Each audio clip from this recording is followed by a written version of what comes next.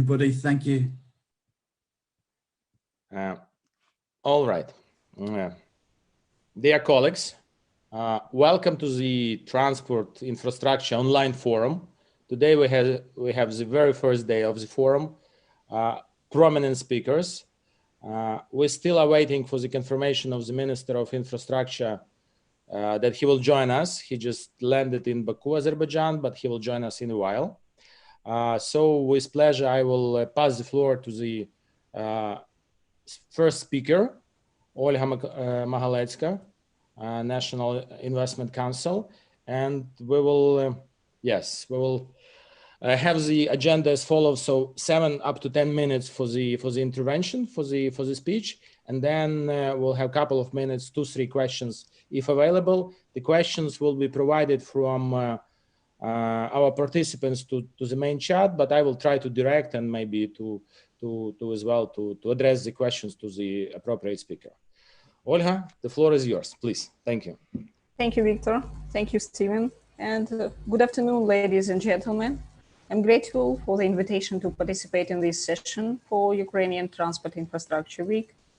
So, the last year was not an easy one for the countries and economies, and the pandemic has adjusted the investment plans of many companies, though Ukraine is still on the radar of the world players. Ukraine has many promising assets that certainly attract foreign investors, and investments can be implemented in many ways, via privatization and M&A deals, via greenfield and brownfield projects, via PPP projects and concessions. And then those approaches implemented correctly, billions of dollars can be attracted to Ukraine. And infrastructure is one of the most attractive directions for investors. Ukraine has an excellent geographical position at the intersection of Europe and Asia transport routes and between the Baltic and the Black Sea regions. And according to the latest consultancy survey about the experience and perception of investing in Ukraine, we see that about 65% of respondents believe that there is no influence on their opportunities and their willingness to invest in Ukraine due to COVID-19. And last year, we saw examples of large successful investments in our country, and the most significant in the infrastructural sector were like signing the concession agreements of the seaports of Olvi and Kherson for about $137 million. DP World acquired 51% stake in TIS Container for about $100 million. The German company Costal started the construction of a plant for the automotive electronics near the Kyiv. And the investment of this plant is about $43 million. Ukreposhta managed to attract more than $100 million in infrastructure development. And at the end of last year, the European Bank of Reconstruction and Development allocated 450 million euros for the repair of the highway Kyiv-Odessa and the construction of Lviv Ring Road, and another 450 million euros of the development for this project will be allocated by the European Investment Bank. Also in December 2020, the European Investment Bank announced a $270 billion loan to Borispil Airport to improve and expand its infrastructure. And also, thanks to the European Investment Bank, it has allocated more than 100 million euro for road rehabilitation and development in Lugansk region. And we definitely see that investments in the infrastructure are taking place. Office of National Investment Council is actively involved in the development and advocacy of legislative initiatives to create a favorable business and pro-investment environment. And our goal is this one, and the adopted laws are our KPIs. With direct participation of the Office of National Investment Council, the law on LLCs, concessions, corporate governance, and law on state support for investment projects with significant investments were developed. According to the above-mentioned survey, the majority of responding investors, about 71% of them, consider government investment incentives as highly important to their readiness to move into Ukraine. And in particular, the most important government incentives are tax breaks, secured land ownership, special customs duties, and initial site preparation. Recently, we, as the Office of National Investment Council, have been working specifically on the President's Law 1116 on state support of investment projects with significant investments.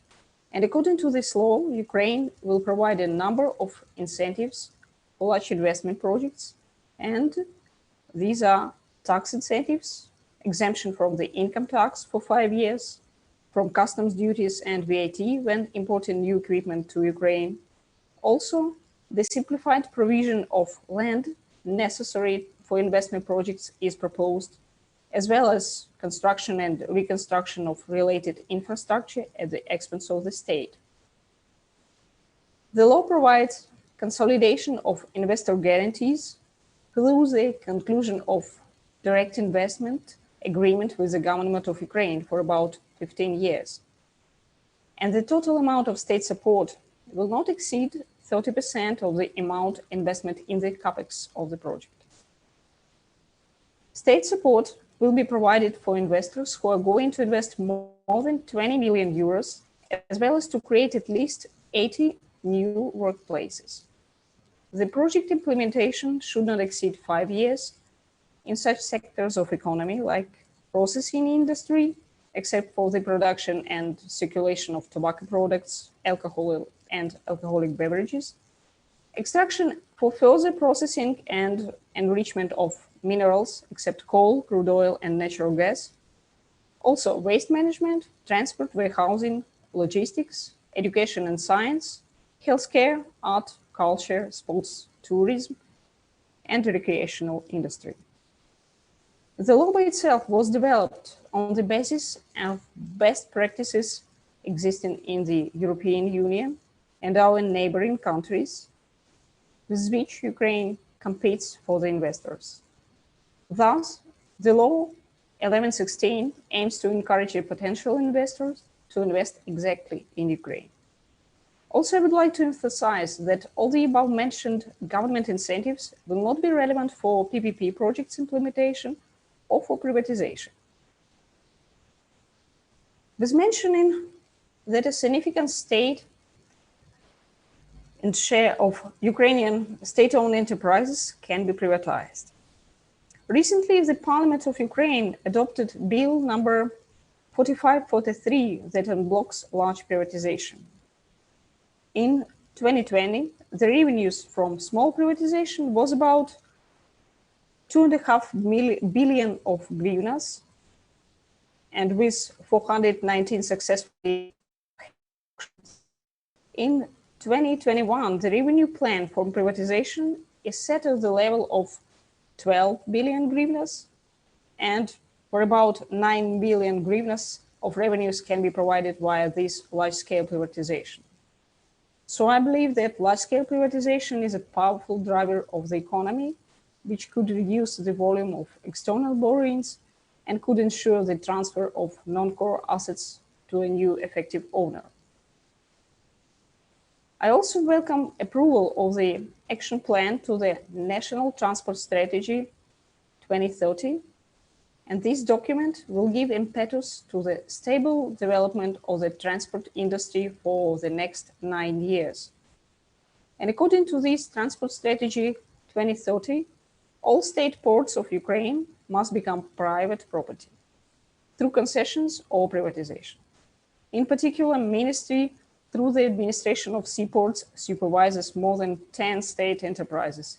It's Odessa Sea Commercial Port, Pivdeny Seaport, Chernomorsk, Belgorod-Dniester Seaport, Skadovsk, Mariupol and Berdyansk commercial ports, Reni and Izmail Sea Commercial Ports, Mykolaiv Seaport, and Port of Uzdunaisk. The Ministry of Infrastructure also manages two airports. It's Boryspil International Airport and Danilo Halitsky Lviv International Airports.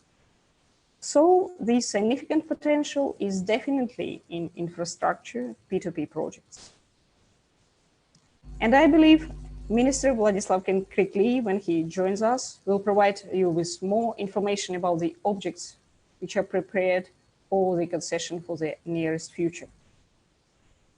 So our mutual goal of the government of Ukraine is to create a favorable investment and business climate, and I hope that with state incentives which are available now and new concession and PPP projects, we will attract more investments in Ukraine infrastructure sector.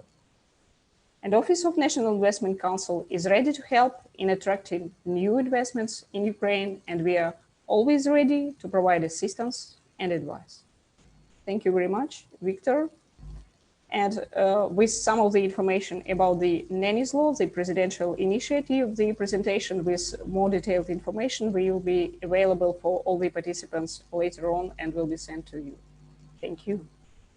Ola, thank you very much. And specifically, yes, I think it will be very interesting for the participants of the forum to see the detailed presentation, how the so-called investment nannies law works in Ukraine. Just maybe before we wait some questions from the participants, some clarification and my question from me. We have the Office of Investment Council in the Office of the President. We have the Ukrainian Invest in the government of Ukraine. And recently the government approved the Charter of National Investment Fund, which I guess will be as well used for the transport infrastructure projects. Maybe you will share with us some insights how it will work, what kind of mechanism will be used for attracting the money for the infrastructure projects using this new scheme of National Investment Fund. Thank you. Well, Victor, I believe it's too early to say anything about it. That was just the order of the Cabinet of Ministers and the charter for this National Investment Fund, let's say. And the specific thing was mentioned there that in the term of also the nearest future, for about 1 month, the concept and the draft law, how this National Investment Fund will be operating in Ukraine should appear and should go to Rada.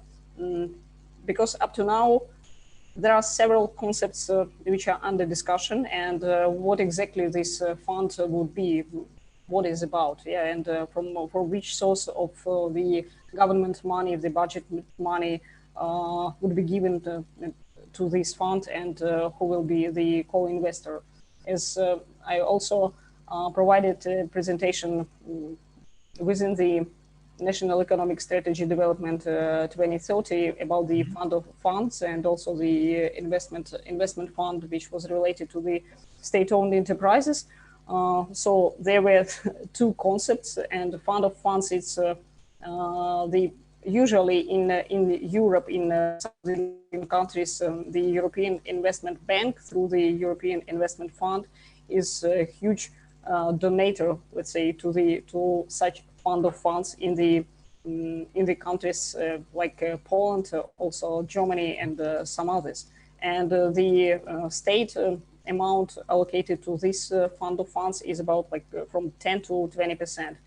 But how it will be working in Ukraine specifically, the law should be applied to this, and also if money budgeted, so that should be one more line in the budget, and this should be allocated for the next year.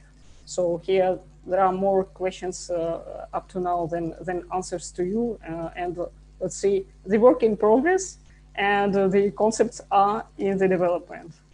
Thank you. And yes, I hope we will. Thank you very much, Olga, for the answer. I hope we'll use this opportunity today and the following week to discuss the mechanism, how we will finance the transport infrastructure through the next decade. Thank you very much, and waiting for your presentation to be disseminated among the participants. Thank you. Thanks. Thank you.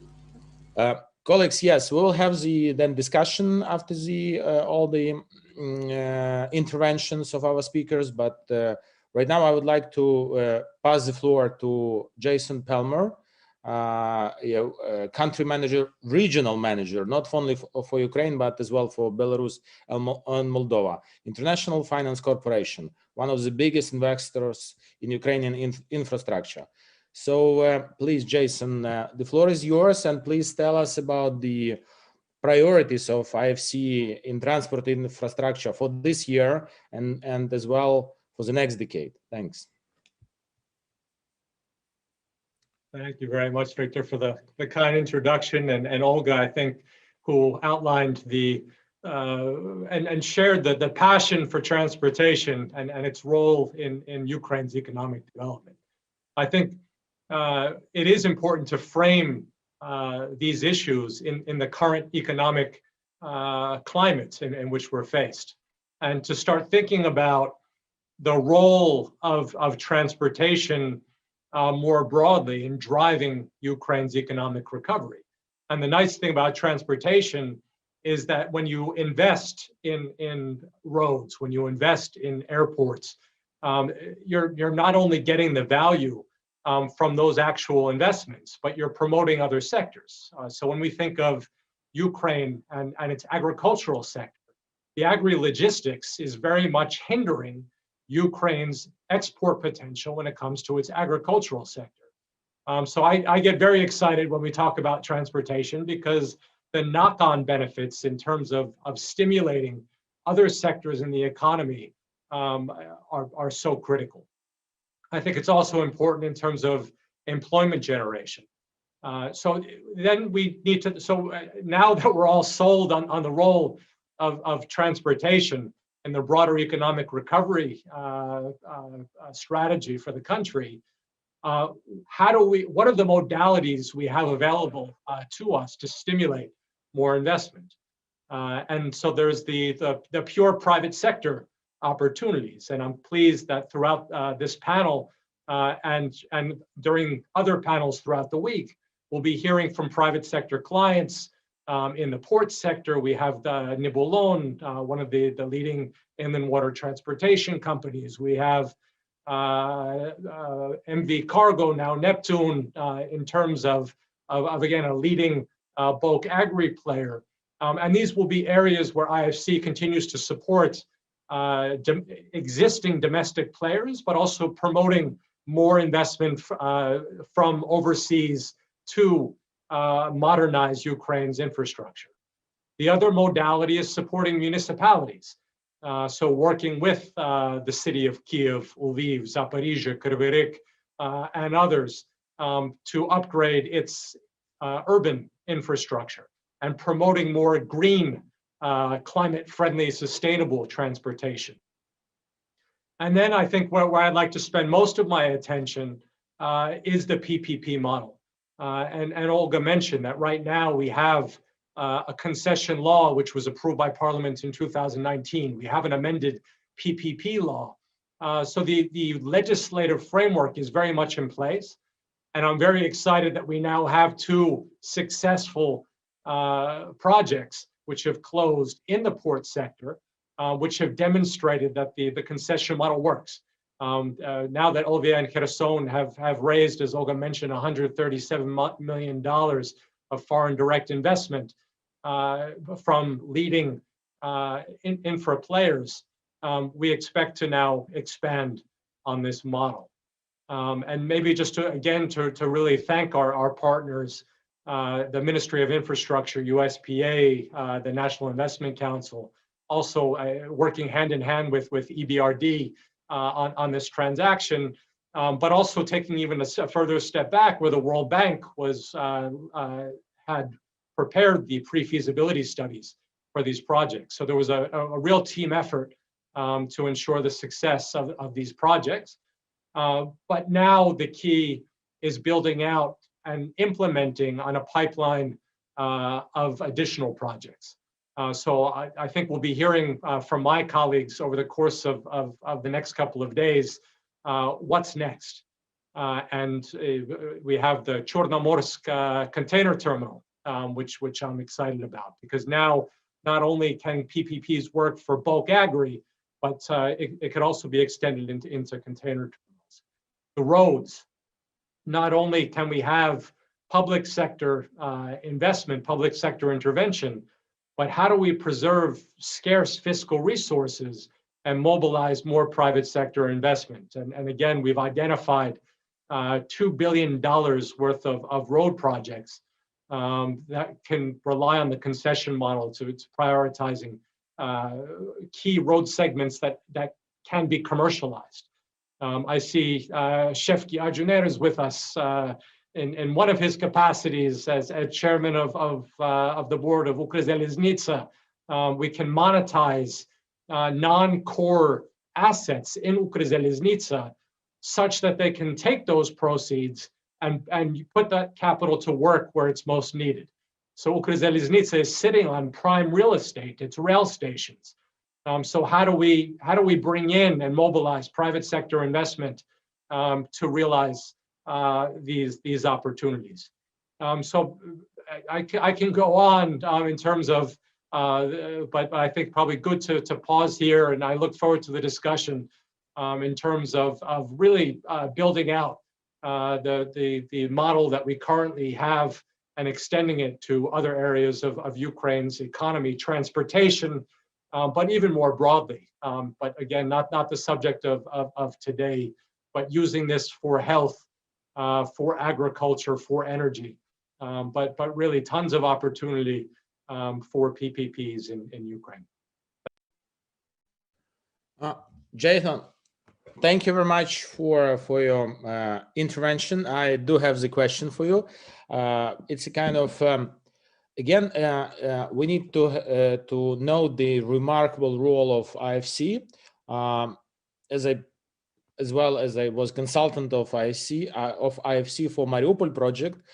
In addition, you provided the loan to the city to purchase the buses. Then you as well provided the technical assistance to develop the development strategy of city of Mariupol. So it's again, it's a very remarkable role of the IFIs that you are providing not only loans and a very low interest rates, but as well incentive for the different participants in transport market, cities, agencies, big companies like Ukrainian Railway to work on and to develop itself. So this is, yeah, what kind of, but the question is, what the priority project of IFC you will mention for this year, for instance, in transport infrastructure, or the most favorite for you? Thanks. So I try not to play favorites, but what excites me most is the next big projects which we'll be realizing together with our government partners. So if we can crack the PPP model for roads, this will be tremendous. This will realize, as I mentioned, $2 billion is just phase one of what we can mobilize in terms of private sector investment into Ukraine. But if we add up phase one, phase two, and phase three, we're talking about upwards of $9 billion worth of investment. So I think that the road PPP program its potential is really incredible. If we then look at if we specify this fiscal year, because the road program will take time, you'll be hearing from IFC very shortly in city infrastructure. So we're realizing a number of transactions, and I mentioned a few of them. So helping our municipal clients to realize urban transportation, particularly with the climate aspect, because as we all know, right now we're focused on the COVID crisis, but the climate crisis is real. It's no longer the future, and urban infrastructure will play a major role in helping mitigate a lot of climate risk. So I'm very excited about that as well.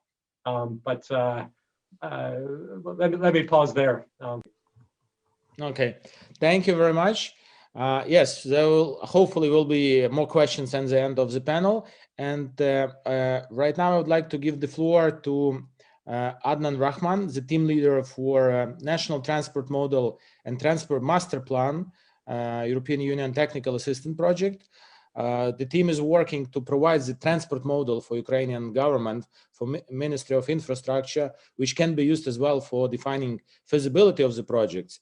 And the transport master plan shall be a kind of umbrella plan for the next decade, having itself different actions plan for the transport strategy.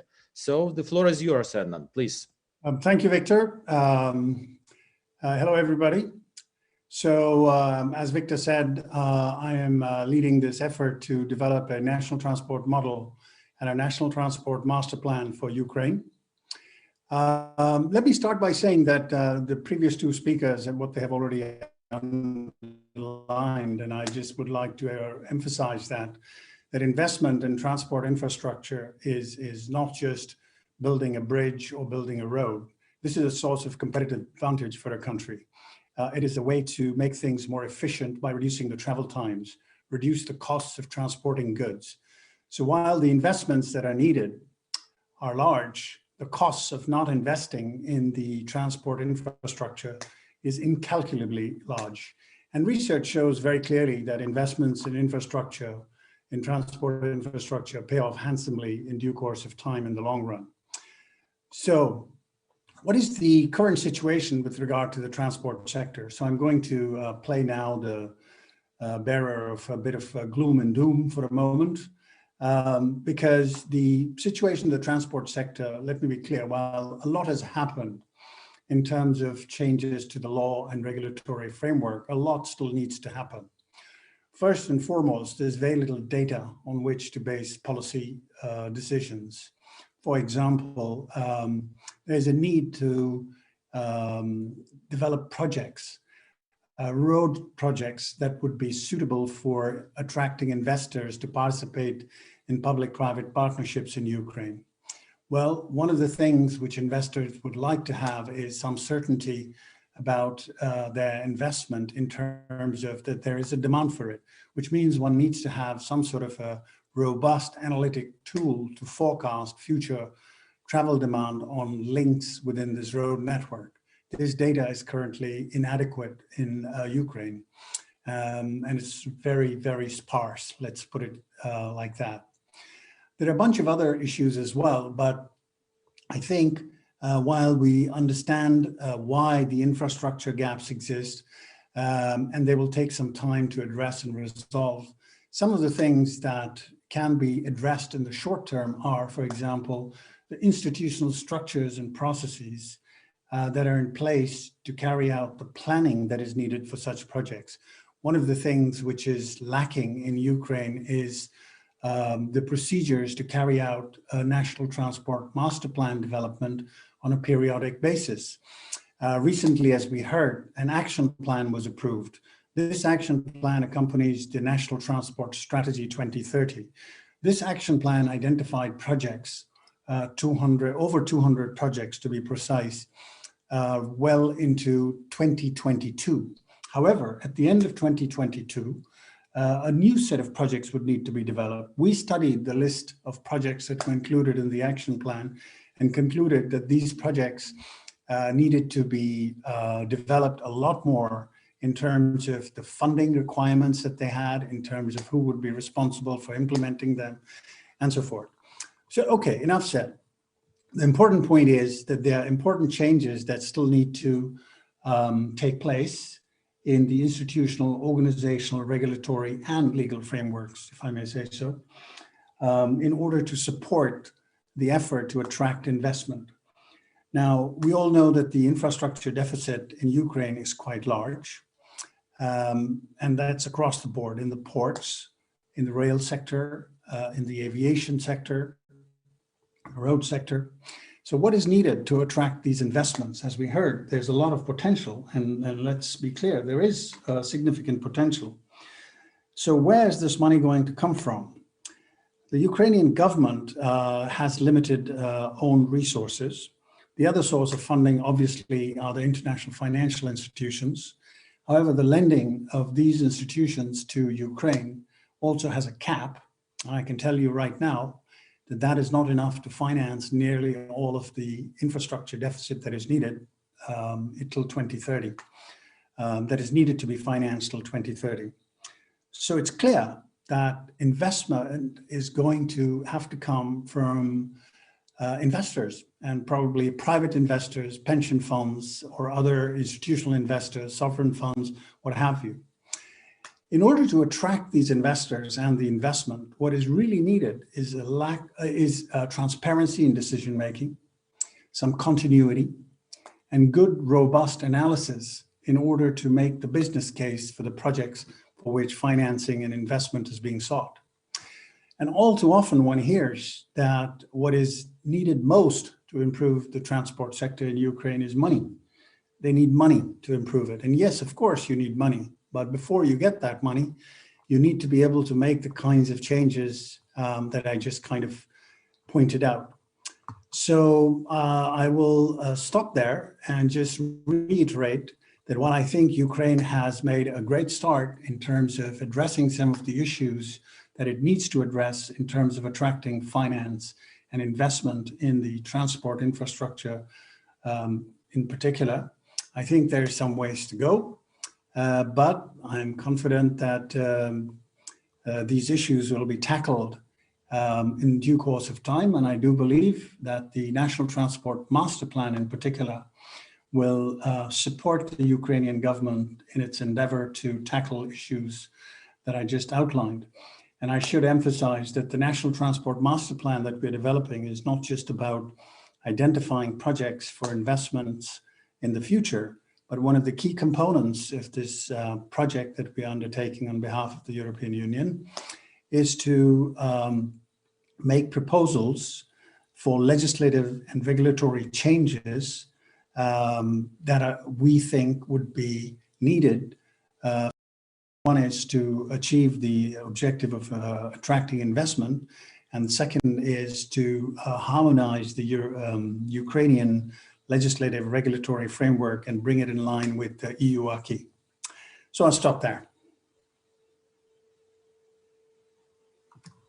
Anand, thank you very much. I have quick questions for you about the transport model. When it will be ready and possible for Ukrainian Ministry of Infrastructure, all the agencies, Ukrainian Road Agency, Administration of Maritime Ports, Ukrainian Railway, to use it for the checking the feasibility of the projects? Thank you. Yes. So technically, we will have a working version of the model ready in the first week of May, by the end of April, first week of May. Having said that, I must emphasize that a model is only as good as the data that goes into it and the assumptions on which it is based. So I would say that this model is, when we hand it over to the Ministry of Infrastructure, this will be the start of a process of developing, refining, validating, and using the model. And this hopefully will be a long, drawn-out process where many refinements, additions, will be developed into the model in the years to come. So we intend to, in fact, use the model and the data that we have collected as part of the whole exercise of developing the National Transport Master Plan and assessing the feasibility of projects that we will include in the master plan going forward. Thank you. Thank you very much. I would like to pass the floor to Jean-Eric Dezagon, European Investment Bank, one of the biggest investors in Ukrainian infrastructure, and maybe the most reliable speakers on today's forum, because Jean-Eric has a presentation specifically. So I would like to ask technical assistance to launch the presentation, and we will, with interest, will follow the slides. Якщо можна, включіть, будь ласка, презентацію Європейського інвестиційного банку.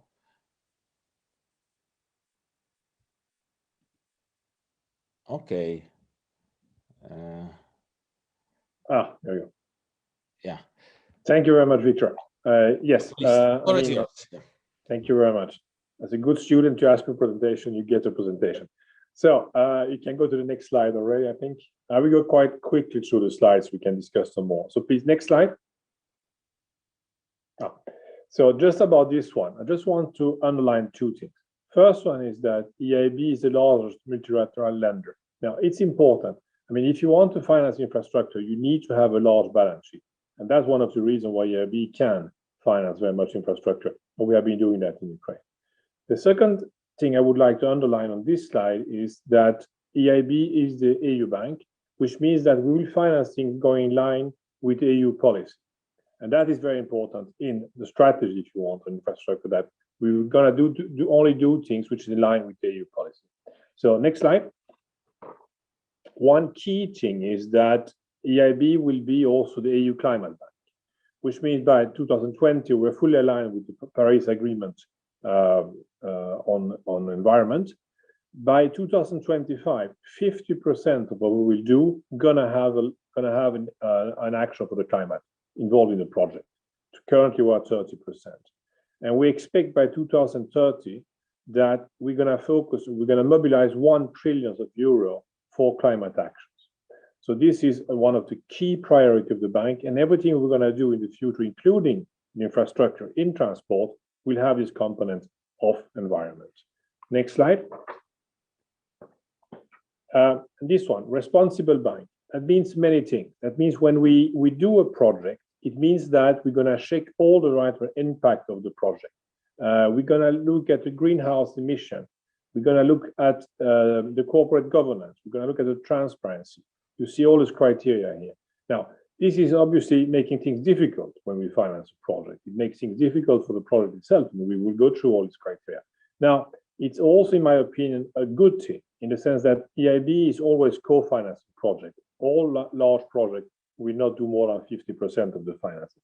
But it means for investors, could be other IFIs, could be commercial banks, could be private investors, that when EIB is putting money into a project, we have checked all these things. So this is, if you want, the kind of label of comfort we can give to other investors who will be interested to co-finance with us. We have checked all these aspects of a project. Next slide. Just about the priorities. You see that infrastructure represented last year in 2020, 50 billion of the financing done by the bank. But you see also environment, 16 billion, or innovation, 14 billion. Now, both in the innovation environment, you're going to find infrastructure. You're going to find in the environment, you're going to find projects for municipal, for example, energy efficiency, district heating, things like that. They're going to be more in the environment, but again, it is infrastructure. So you're going to find also more than this 15 billion looking into innovation or environment. Intelligent road system, for example, is maybe very likely to be in innovation also. So it is much more than that. Next slide. Very quickly, we did 66 billion of financing last year within the European Union. We did 10 billion outside, and among these 10 billions out all the countries outside, Eastern neighborhood received 1.3, and Ukraine received more than 1 billion for financing. So it's a very large part of what we do outside of the EU goes directly towards Ukraine. Next one, please.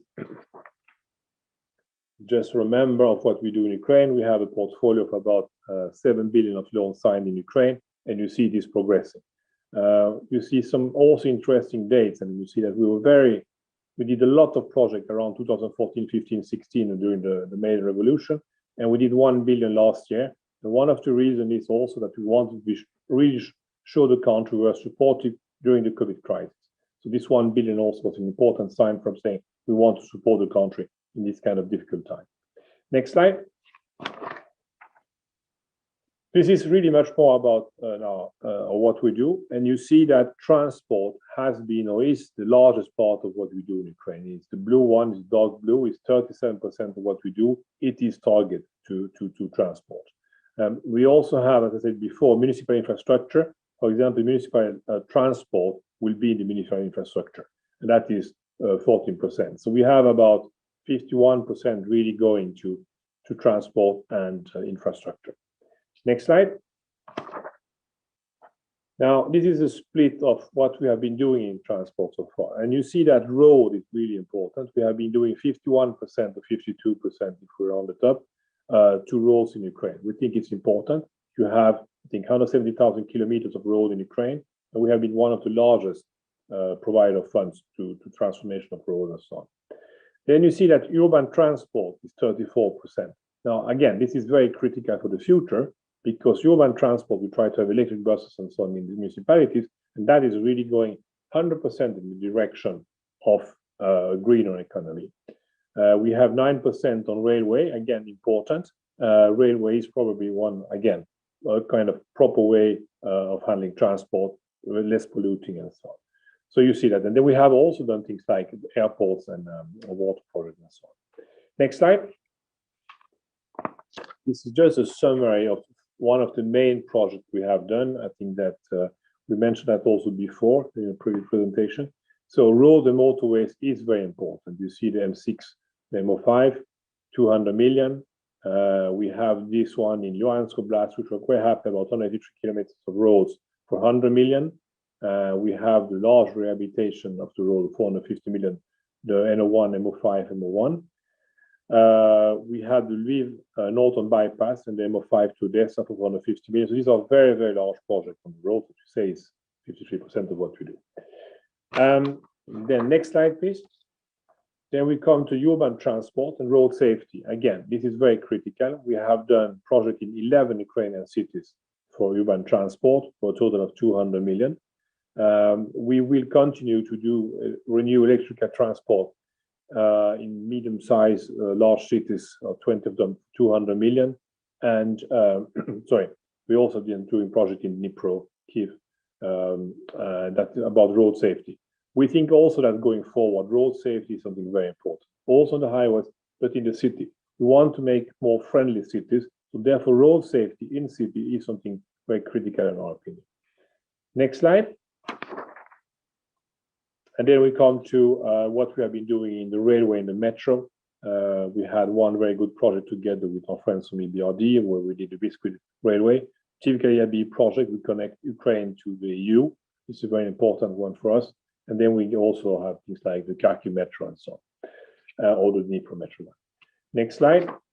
And finally, what was mentioned before, we had 270 million that we signed for Borispol Airport, and we also do modernization of the air traffic management infrastructure.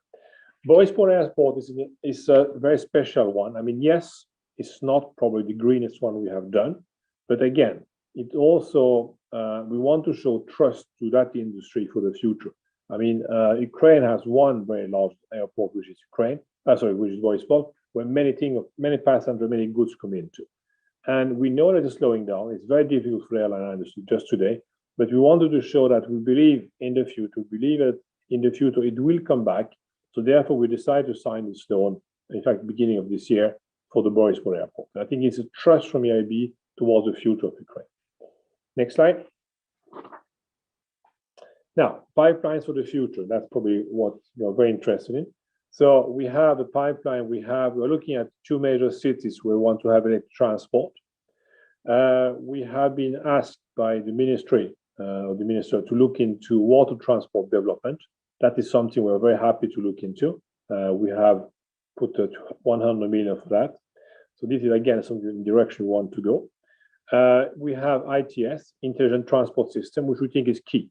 If you want to be a sustainable bank, we think that this is the best way to go forward. You're going to have a much more rational way of managing traffic if you have intelligent transport system. Railway, well, we think it's important. We have also, again, put large figures for that, like 400 million for the 2 coming years. And road rehabilitation, transport connectivity in general is quite important. We have also 250 million. So you see that we will stay also doing classical things like the roads, like the railway, but we would like very much that we move in the direction of a greener investment, like electric transport in cities, inland water, or intelligent transport system. So this is really the way we want to go forward. And I think so you go to next slide, sorry. So, and that is the conclusion. I mean, we will support clean and digital transformation of the transport sector. So that means going forward, we will continue to do transport. It's the biggest sector we have in Ukraine today. We will continue to finance that. But we have to respect the priorities of the EU, of the bank, which is that we want to go toward a more green economy and so on. And that's the reason that we're going to support very much things like clean energy, clean transport, or digital transport. So thank you for that, and I'm very happy to take your questions. Jean-Eric, thank you very much for the detailed presentation. Quick comment from me. Does it mean that for the future projects with the European Investment Bank, we in Ukraine need to take into account European Union transport strategy and the European Green Deal? So does it mean, to make it simple, if we talk about the railway project, we can talk only about electrification, or still there is some room for the project without the environmental effect? Thank you. Yeah, I mean, I think you should really go in the direction of the Green Deal and of the EU priorities in terms of environment. I think that's really something we're going to do. I think we're going to, yes, railway, for example, I think it's going to be very difficult for us to finance anything with fossil energy like a diesel train. I fully think it's going to be very difficult for us to do. I mean, again, we say that by 2025, we want that 50% really being in the direction of action climate. It doesn't mean that we not do 50% also of other things, but we will not do fossil energy anymore. That is very clear. So for railways, for example, yes, I think you really have to go in the direction of electrification. Now, the bank has this strategy, and honestly, I listened to our president when he did his presentation to the press in January, and his view is very simple, is that it is not worth to invest any more long-term money, like 20 years money, in the kind of, if you want, old economy. The idea is that what we do is 20 years investments. And we have to look into the future when you do this kind of investment. Therefore, we want to have this very, very clear path to the future. Thank you very much for this explanation and for your presentation again. Thank you. And quite logically, European Investment Bank always goes as a co-finance in the project with EBRD. So with pleasure, I will pass the floor to Mark Magaletsky, European EBRD in Ukraine. Please, Mark. Thank you, Victor. Good afternoon, everybody. Indeed, we have many projects together with European Investment Bank and together with IFC. So it's difficult to speak after my colleagues, but I will try to minimize repetitions and elaborate on certain aspects of the project, some of which were already mentioned. So let's start with roads. Indeed, last year we signed a new loan for Craftador for 450 million euro, which is co-financed with EIB. From investment point of view, this is to finance completion of Kyiv-Odessa and construction of Lviv Northern Bypass. But I also want to emphasize the important reform aspects of this project, because we are supporting an ambitious turnaround reform in the road sector. Just to name a few areas, it's a comprehensive anti-corruption program at Craftador. It's implementation of procurement practices reform involving adoption of new standardized tender documents, qualification evaluation criteria, international recognized forms of contracts, and international procurement certification by the client. And this is not only in relation to, and not so much in relation to the projects financed by IFIs, but also project that will be budget financed in Ukraine. Then we have action plan to improve Craftador readiness to support mass electric vehicle deployment in the country, introduction of weighing motion system to manage overweight vehicles, implementation of strategic road safety assessment across the whole national network, and so on. My colleague Andriy Tsokol will speak about this in more details during the road session in 2 days. But for now, I also want to draw your attention to road PPPs. Jason mentioned already that we are joining forces with Ministry of Infrastructure and Craftador in preparing the road PPP program.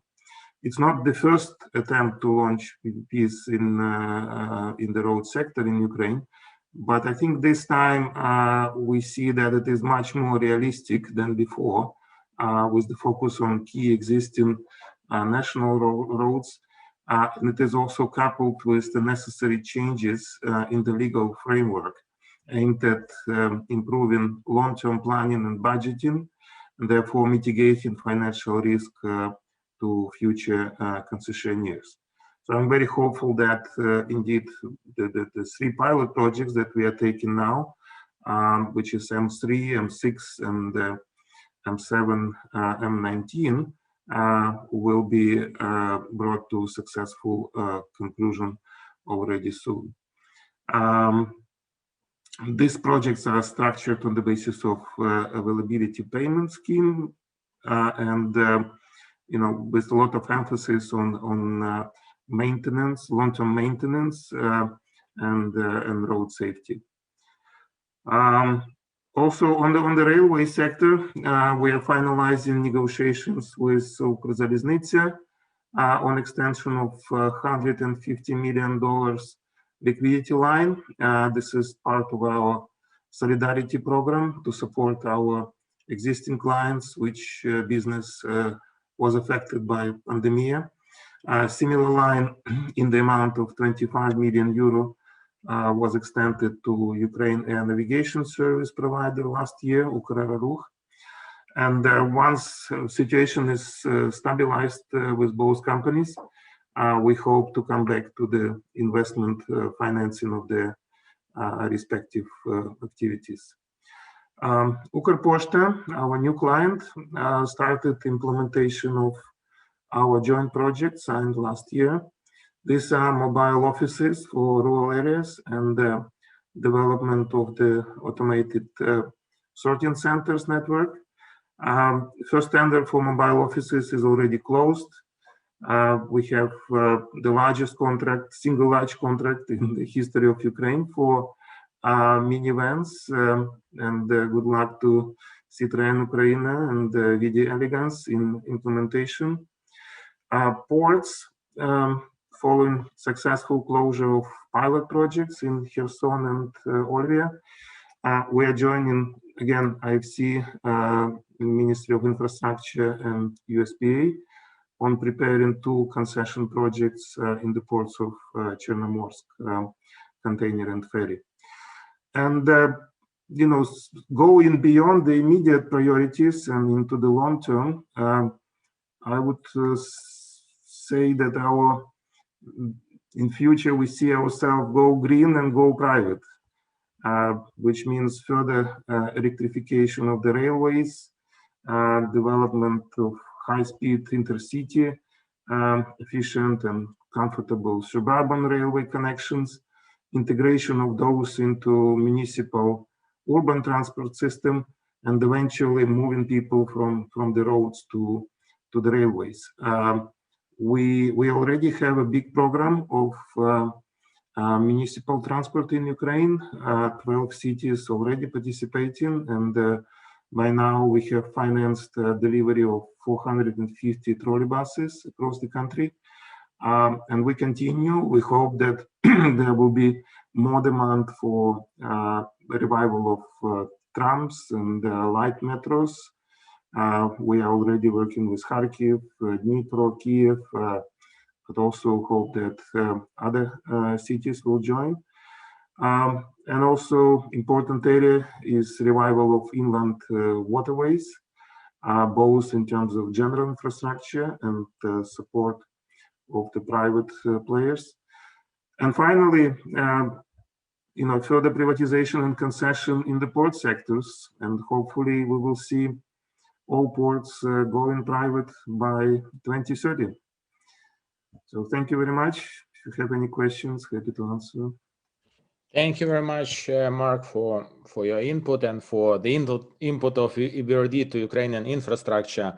Definitely with the ports, you assist a lot in even preparing the feasibility, because we'll talk about in the port section next days. But again, USPA was trying to do the tender for ferry complex in Chernomorsk for 1 year, and then this opportunity was transferred to you. So the question is, when you will finally do the tender for the preparing of the feasibility for ferry complex of Chernomorsk? And the second personal question, what is your favorite landmark project financed by BRD in Ukrainian infrastructure, when you are the most proud of, or was the most easiest? I don't know what. So thank you. Yes, two questions. Thank you. Maybe let's start with the second question. What was the most special for me? It was probably Beskid railway tunnel because of its importance, and also it was not the easiest. It was probably the most difficult in the history of the bank, and it took almost 18 years from the first meeting to successful completion and commissioning of this project. In terms of Chernomorsk, indeed, there were different attempts how to launch this project. Finally, what we agreed with the ministry and the USPA, we will combine, that there are certain synergies between preparing container terminal and ferry terminal for concession. Of course, these are separate businesses and they will be done separately, but there are certain synergies in preparation. And we agree that we will develop these two projects in parallel. And we are currently finalizing discussion with IFC and Ministry and USPA on a joint mandate for this one. And after that, hopefully, mid this year or in a couple of months, the first tenders will be launched. Thank you. Thank you very much, Mark. Thank you. The next presentation will be Baher El-Hifnawi, World Bank. Yes, and with pleasure, I will pass the floor, and please share with us, Baher, what has changed with the financing of World Bank in Ukrainian infrastructure? Because I think 2 years ago, the facility line of World Bank for the Ukrainian roads was to some extent suspended. So are any positive developments on that, please? Thank you. Thank you, Dovhan. Good to see you, and good to see all the friends and colleagues virtually. And I look forward to seeing you all in person and having this meeting in a room again. In fact, I was just thinking, Dovhan, the last time I had seen you was 1.5 years ago when I bumped into you in Olimpiansky Stadium when Ukraine beat Portugal 2-1. It was a memorable match. Absolutely, yes, it was fun. Let me, with Ronaldo also playing, no less. Let me get to the question, and let me start perhaps, and this will also give you the answer, Dovhan, to the question that you're asking. It goes to what Jason was mentioning, to what Adnan was mentioning, what John Eric was mentioning, and this is about the new agenda for transport. And if I may, the green agenda to transport. I mean, when we think about transport, it's multimodal transport. We haven't quite said that yet, but it's from one point to another, from door to door, and we're looking at doing it in the most efficient manner.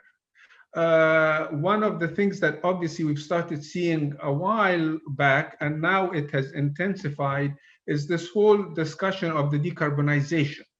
The focus has been on energy, has been on land use, but transport, its time has come.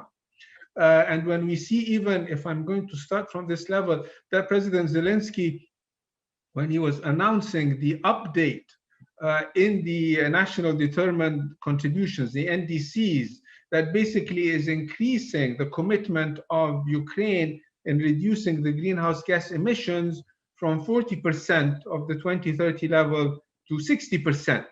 That all is increasing the focus also on, when we're looking at multimodal transport, looking at the climate-friendly mode. And it takes me to the question that you were asking, Jean-Eric, about railways. Is it only electrification? Well, railway has the advantage of being a climate-friendly mode. Inland waterways has the advantage of being a climate-friendly mode. So these will tend to play a more important role.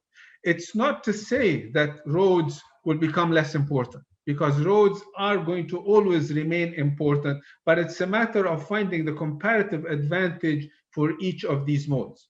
And when the World Bank had stepped back a couple of years ago, it wasn't boycotting, but it was in terms of trying to find the priorities and in trying to shape that agenda. So if you do look at our investment in the transport sector, right now we have 3 projects, about 800 million. They're all in roads, including the last one that was approved last year, which is in the Luhansk region. But the shift now is moving to other. And I would like to point something which I know you're aware of, is that the World Bank's intervention is an investment, but also more so on the policy side and the technical assistance side.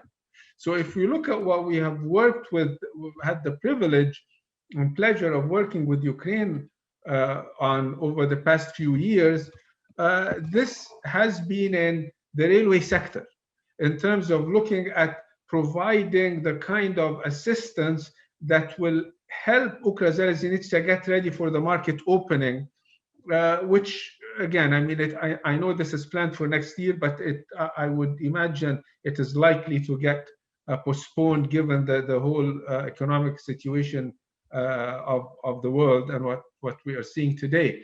But it's getting ready for that, getting Ukrazaliznytsia on the right frame to compete in such a market. We are currently preparing an operation, lending operation with Ukrazaliznytsia, with this in mind, to increase the efficiency of the company, to increase the financial sustainability of the company. So this is where we are going. We were very happy to be providing support in the development of the inland waterway law. And we were very pleased to see that pass, and it required some also innovative thinking from Minister Krikli to get this done. Right now, and since we were touching on railways, I want to mention that it is important that the railway law that has been sitting in Rada now for a couple of years get passed, again, to give the confidence of the commitment to the reform and movement in this area. But I do want to get back to roads, because the agenda is important, and the bank, in fact, is now considering investment, but it's on another aspect of it, and that is the reform side of it, particularly road safety, because road safety does not have a very good record in Ukraine. And so the focus needs to shift a bit from just construction to the safe construction, to the sustainability of it. I want to then move to a second part of it, and that's also something that the bank is looking to be working on, collaborating with Ministry of Infrastructure and Ukra on, and that's the financial sustainability of the sector. As was mentioned by, again, Jason in the beginning, as was mentioned by Adnan, lots of needs in the sector. And right now, the concessioning is fine, and it's definitely a very good idea, but it's missing one element. The concessioning is going to be met by availability payments that do come from the budget and the road fund. We're not expanding the envelope. One thing that we have to be aware of is Ukraine is one of the few countries in Europe that is yet to develop direct user charges, be that tolling, be that vignette. So this is an area that needs to go hand in hand and needs to be sped up now, so that when the concessioning and the PPP agenda is moving forward and moving fast, there are resources to address that.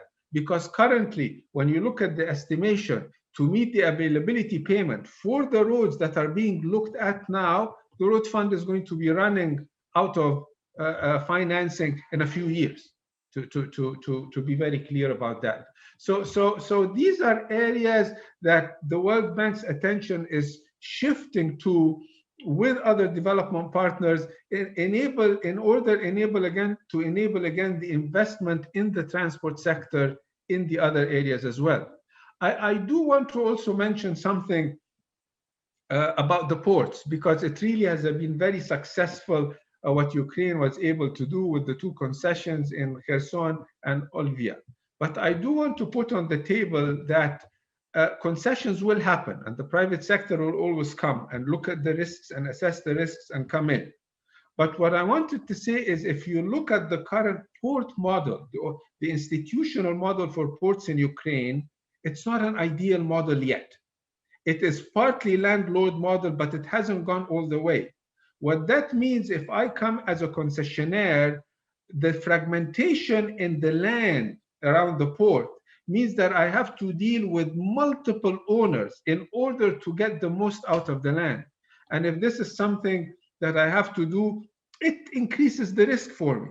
So by having the right institutional model for ports, the concessions will even have high value and have higher benefits for the local communities as well as for Ukraine overall. Let me stop here, Dovhan. Thank you. Thank you very much. Yeah, definitely. And we will discuss it in details because with regard to the landlord model on the port, tomorrow we have the very big issue with concession of Port Berdyansk, which we're discussing as a general concession or partial concession. And there are two big land tenants which can be or providing additional impetus for concession or blocking it to some extent. Thank you very much. Yeah, I would like to pass the floor to Shevki Akuner, the head of supervisory board of Ukrainian Railway. Please, Shevki, tell us about the infrastructure projects in Ukrainian Railway for this year and how you see the potential. Thanks. Thank you, Victor, and thanks the organizers for arranging this. I mean, before getting into the priority investments that we have, I just wanted to set the stage right and say what everybody already has seen, that we've gone through a bit of a turmoil in the last year or so.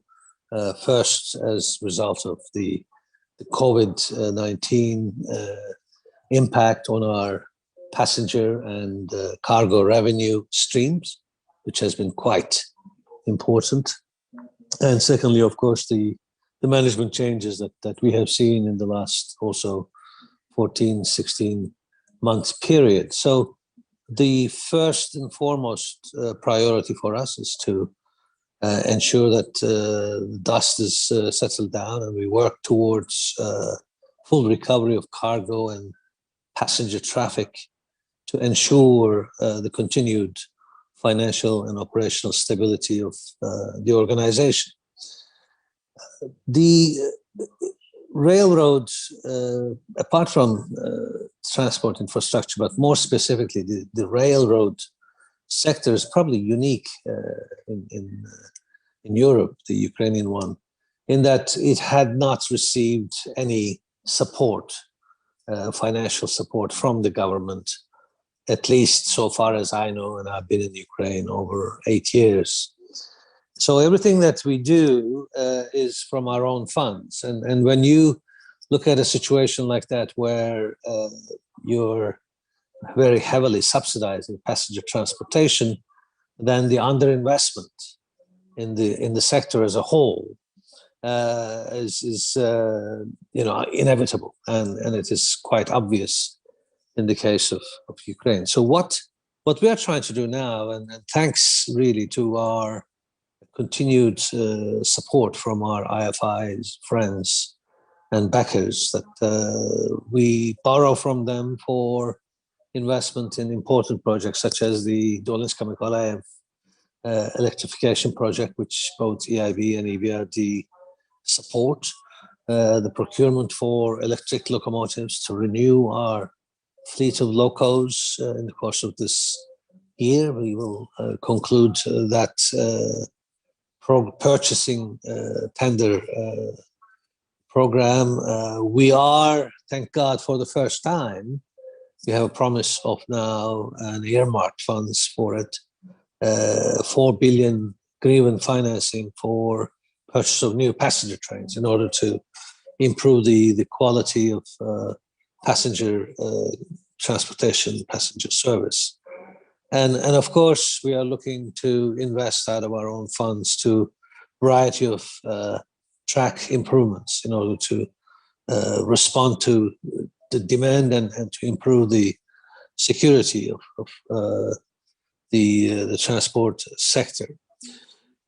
The most important strategic challenge, and this is in a way really also an opportunity for all of us, is the unbundling process that we finally will have to put in place in a very near term. My colleague has stated perhaps there's a prospect of a delay of deadline. We will still work towards meeting the targets on that.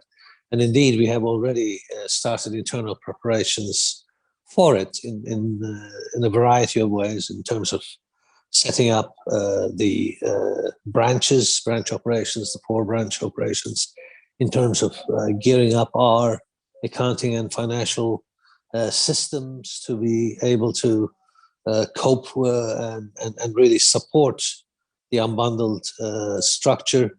And of course, we are looking to support the policymakers and the legal process, the regulatory process, with our views that will set the scene, and that is sine qua non for moving on to an unbundled state. So overall, it continues to be an exciting and challenging environment for us. We, when I say this, it's in full recognition of the importance of Kriziliznice for the country's economic development, and therefore the need for continued investment on it, but not just by itself, but also as part of an integrated transport strategy of Ukraine. So I don't want to sort of turn this into a monologue, because the audience has listened to quite a number of speakers before me, but I just want to basically stop here with saying that we're working towards improving the quality of service for our clients, and thereby assisting Ukraine's economic development. It's not an easy ride, and I'll perhaps just sort of conclude by saying that if you hear some whistling sounds in the background, it's the incoming social media missiles towards the Ukrzaliznytsia headquarters, so don't be alarmed by it. But on top of dealing with all these challenges, of course, that we have to also deal with a variety of vested interest groups' attempts to interfere in our business. So that is where I will stop and take questions. Thank you, Shevki, very much. And indeed, we have the first question from Kyiv Post, and it to some extent related to the answer I can provide with you together. So Kyiv Post asks if Ukrainian Railway owns the land it uses. Yes, and the question is, the answer is to some extent. Some of the land is owned, some is not. But what is more important issue, that you are paying the land tax for the land under the railroad, which is to some extent considered by the expert quite unfair. And in terms of money, it's about 3 billion Ukrainian hryvnias annually. And it is proposed to provide you tax exemptions, or to have this land tax as one of the sources of so-called railway fund.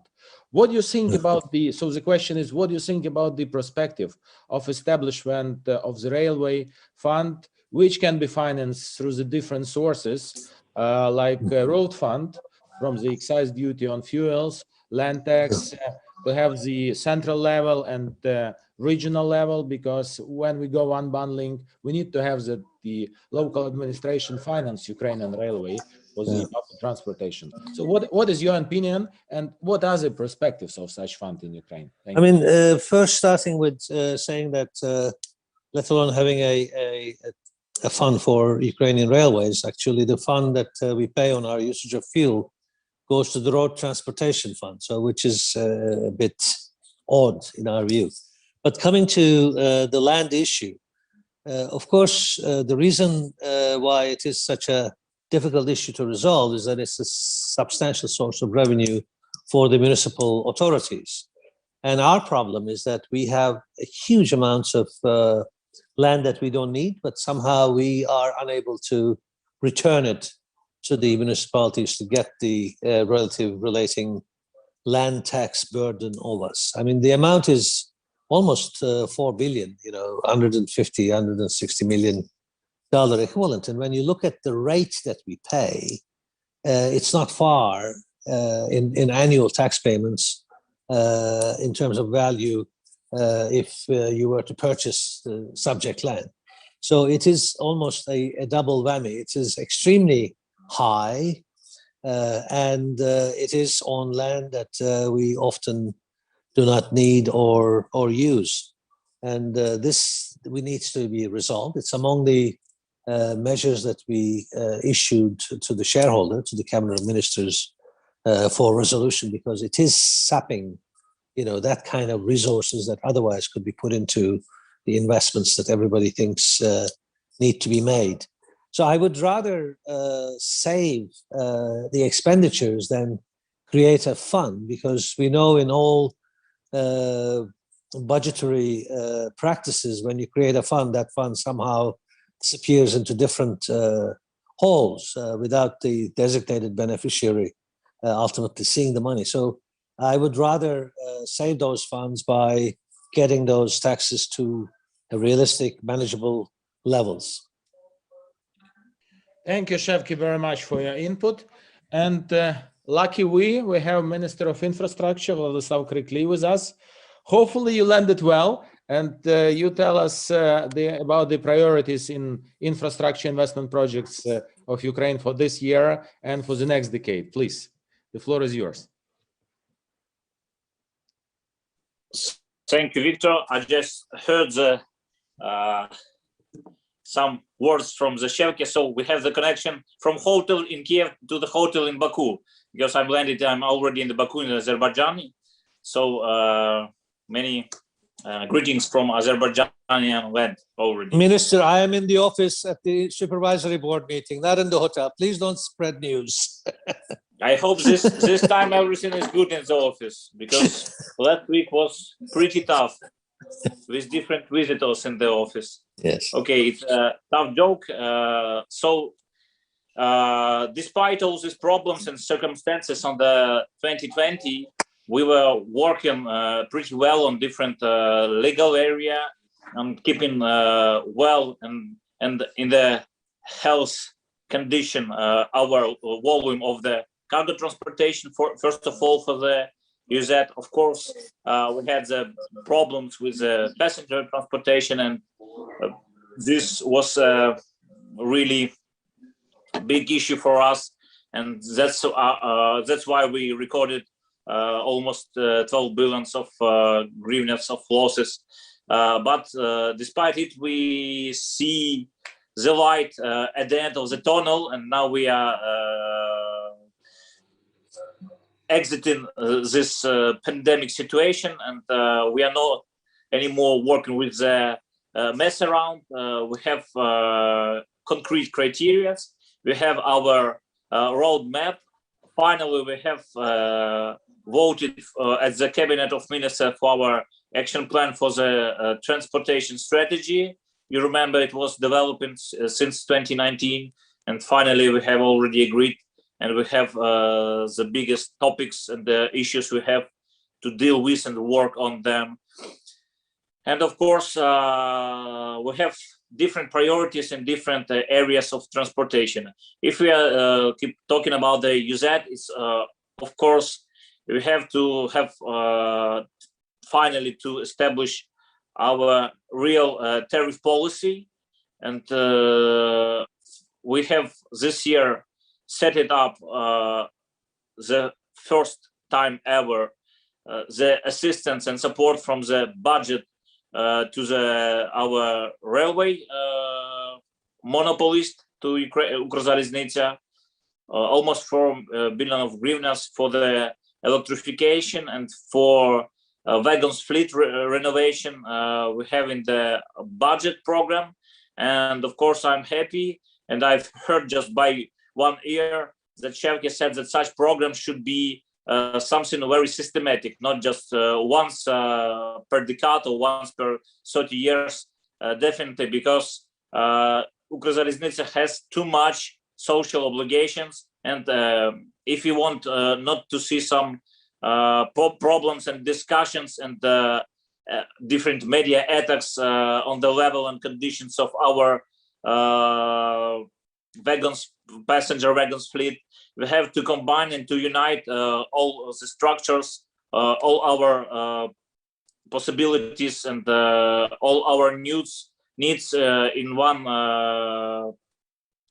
concrete action. So we need to combine the PSO and the support and from the local budgets and the local authorities. Of course, we have to have some systematic by the governmental budget program, as we have done this year, and I hope that we will continue with something very similar. And of course, we finally need to eliminate all this madness when this tariff policy is changing, like the chart bill or something is blocking us to change this tariff policy. Of course, we have to deal with it. And of course, we have really big request according to current situation is developing of intermodality, is developing of container terminals, of dry ports, of and this time I think that Ukrzaliznytsia has a unique chance not just to be the transportation company, but to be the operator also on the railway network who will deal with large volume of containers in intermodal and multimodal mobility. This is the request for the Ukrzaliznytsia.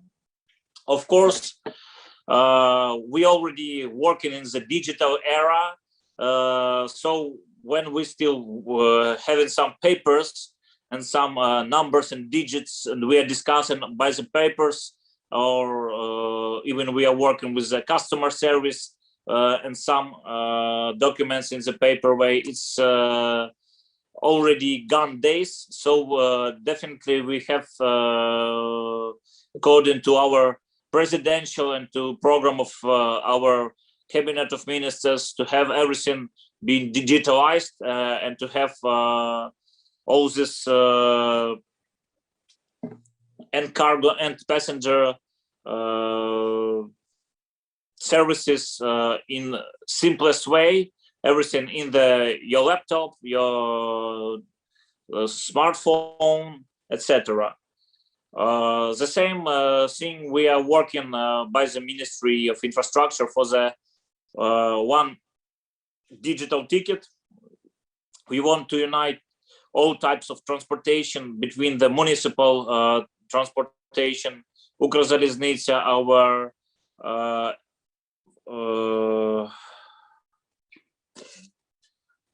interbus and different bus transportation, and of course our air transportation. We want to have the one solo product that will be very easy to use, and of course we have high demand, same as DIA, and it will be in the pocket of every citizen, and everybody will understand how simply you can understand and receive this one smart ticket for different types of transportation.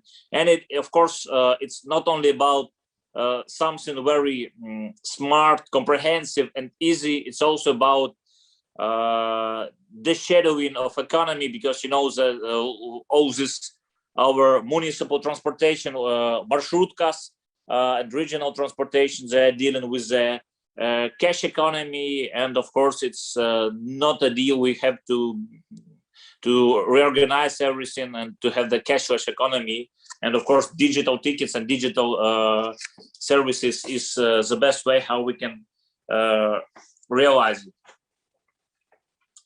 For the aviation sector, we have also, despite the situation, we have high plans, serious plans, because we signed with European Investment Bank agreement to build new runway for the Bristol airport.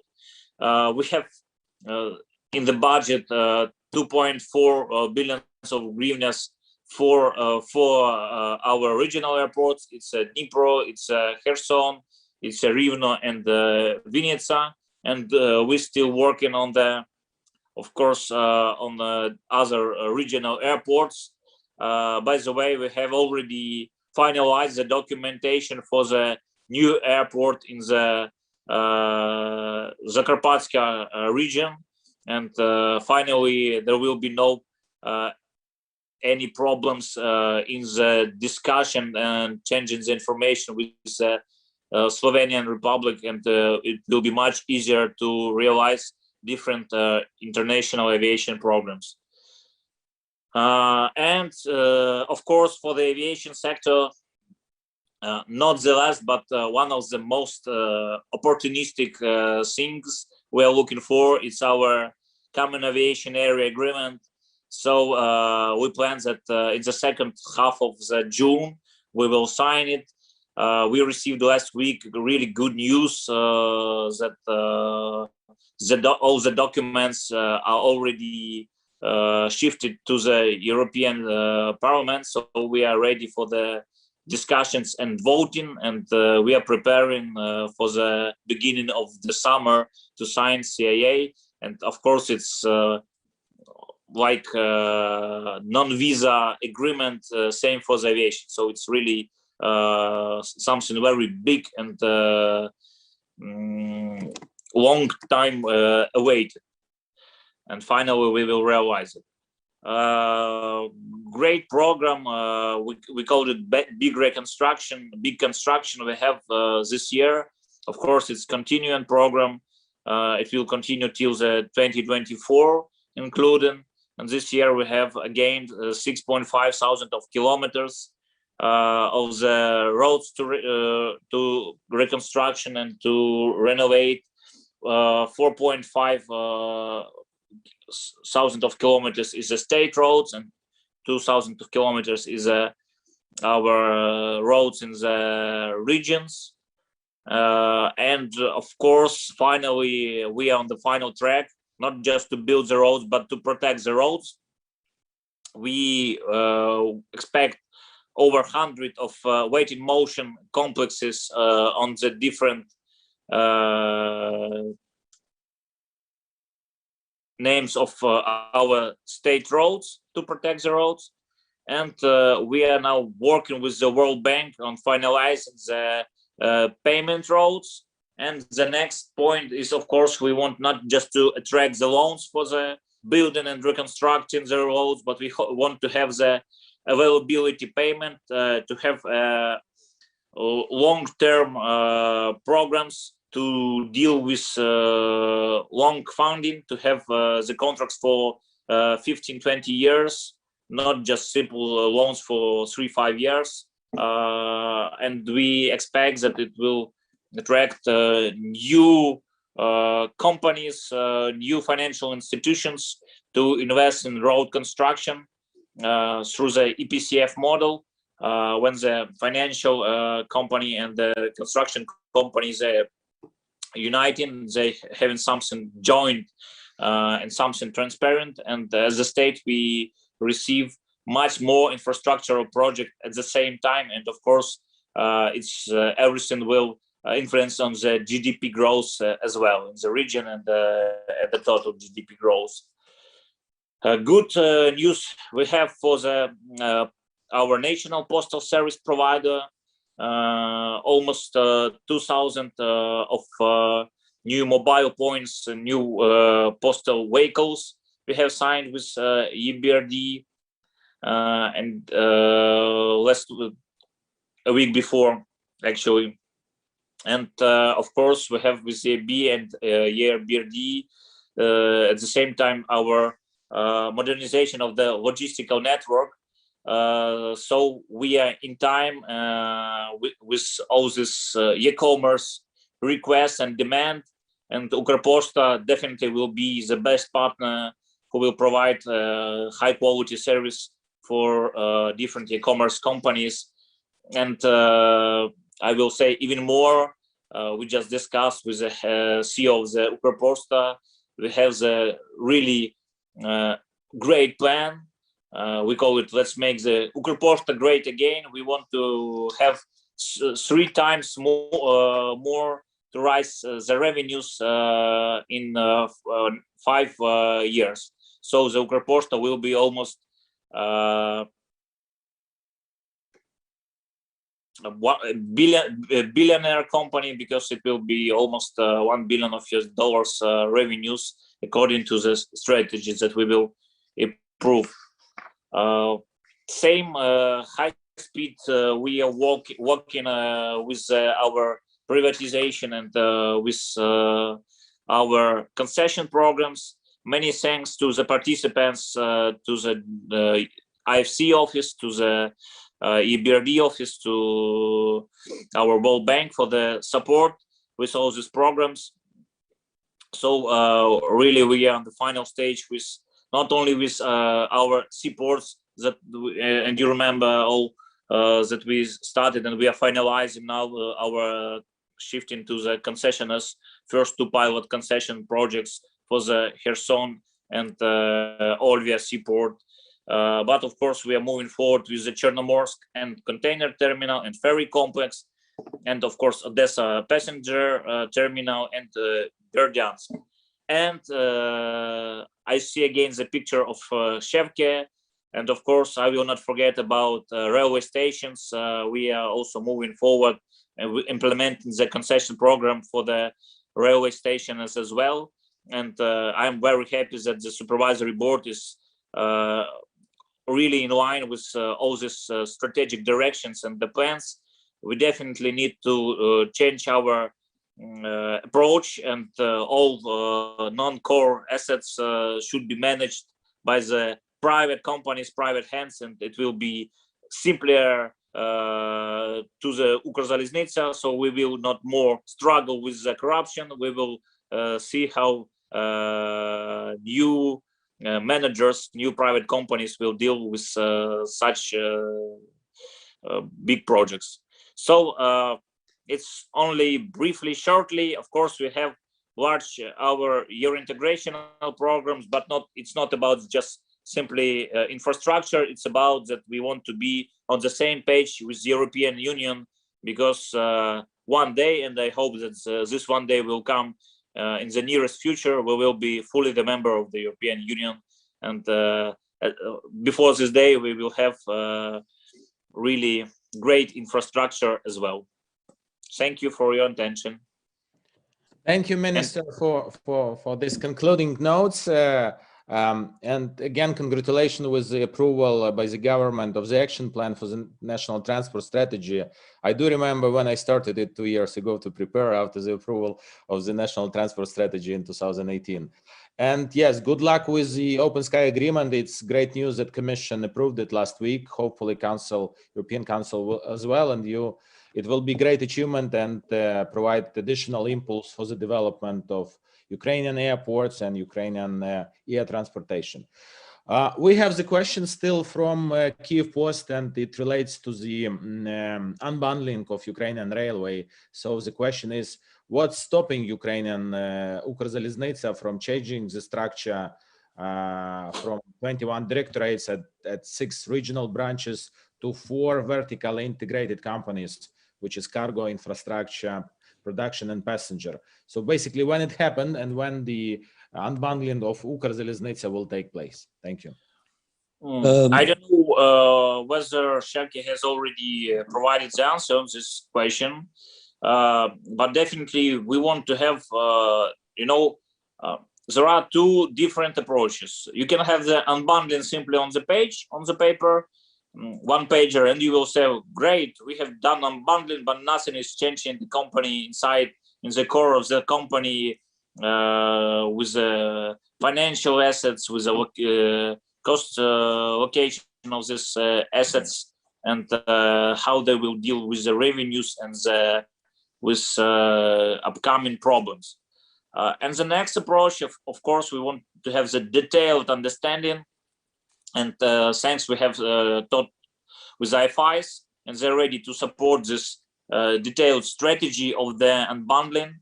So to have not it only on the paper, but to realize it with the concrete actions, with action plan, and to walk through this action plan. And nothing is impossible. We expect this year definitely we will provide and this strategy and action plan of unbundling, and we will start with unbundling process.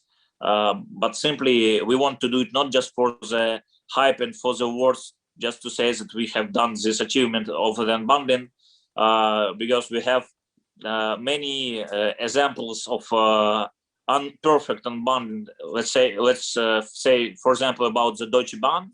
Even they made the unbundling, then in some periods they decided just to do the debundling. Again, they united all assets just because it was too speedy and without any understanding of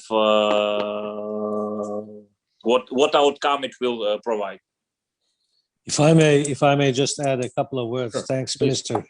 It is an extremely, of course, delicate matter that it requires careful planning in order not to mess up, like the examples Minister has been giving in France, in Germany, in the United Kingdom, where it took several years and still not has been perfectly planned. So that is the meticulous approach that we are taking, making sure all different parts, the regulatory, legislative, organizational, institutional capacity, management, governance, all these elements work in coherence or planned in coherence in order to move to that stage where the market, as a result of this unbundling, is a competitive market that brings in private sector operators for investment. So thank you, Minister, for highlighting that it's not a light matter that you just complete on a piece of paper and claim that you've done unbundling. Totally agree. Only with the coherence and with partnership and cooperation, we can realize this unbundling program in the smart and comprehensive way. Otherwise, it will be just simply to put the achievement badge on the website page and nothing more. Thank you very much. Even with jeopardizing. Yes, thank you. So, colleagues, do we have any questions from the audience to start the discussion panel?